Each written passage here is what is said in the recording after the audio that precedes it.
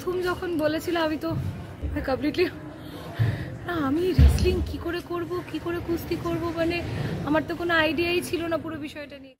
একদিকে চলছে সোহাগ চাঁদের বিবাহ বিচ্ছেদের মামলা, কিন্তু কেন বিচ্ছেদ চাইছে তারা, তার সঠিক কারণ এখনো তারা জানাতে পারেনি আইনজীবীকে।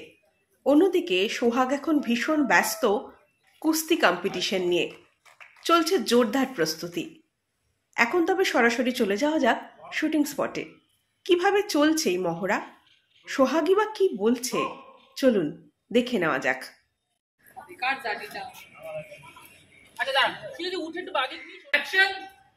তাহলে সোহাগ, আমি তোর মধ্যে একজন চ্যাম্পিয়নকে দেখেছি। তুই এরকম ভাবে হেরে গিয়ে আমার বিশ্বাসটাকে ভেঙে দিস না, কিন্তু তোকে উঠতে হবে। ওঠ সোহাগ, ওঠ। এই হাতটা দিলি, ওঠ, হাততালি। ভেরি গুড, চল করে দেখা।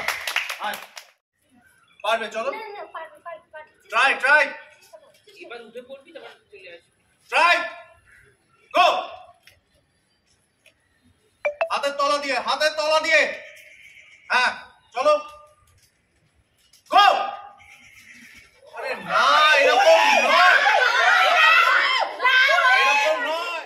প্রথম যখন বলেছিল আমি তো কমপ্লিটলি না, আমি রেসলিং কি করে করব, কি করে কুস্তি করব, মানে আমার তো কোনো আইডিয়াই ছিল না পুরো বিষয়টা নিয়ে। কারণ কুস্তি একটা ডিসিপ্লিনের মধ্যে সবাই শেখে এবং এটা একটা খুব রিগোরাস স্পোর্ট।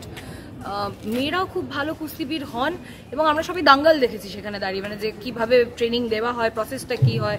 তো আমার সেখানে খুব নার্ভাস লেগেছিল এবং খুব ভয়ও পেয়েছিলাম যে এরকম একটা জিনিস করব। সেখানে শুনছি আমাকে নাকি কেউ এরমভাবে তুলে ফেলবে, আমি কাউকে এরমভাবে তুলে ফেলবো। তো প্রচণ্ড ভয় লেগেছিল পুরো জিনিসটা, যদি ইনজুরি হয়ে যায়, যদি ব্যাকে কোনো ইনজুরি হয় বা শোল্ডার ইনজুরি হয়।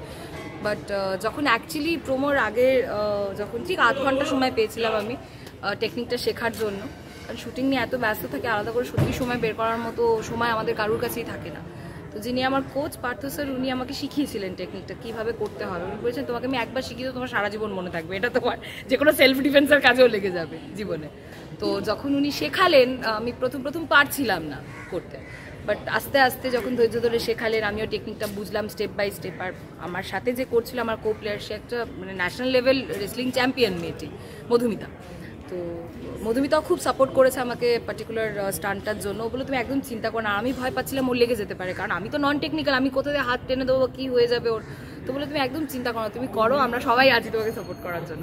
ফাইনালি যখন শটটা আমি দিলাম, যখন মধুমিতাকে সত্যি ধই পাছাড় দিতে পেরেছি, তখন খুব ভালো লাগলো যে হ্যাঁ, এরকম একখানা মানে অসাধ্য সাধন আমি ফাইনালি মানে করতে পেরেছি। তো এটা খুব বিউটিফুল একটা এক্সপিরিয়েন্স ছিল।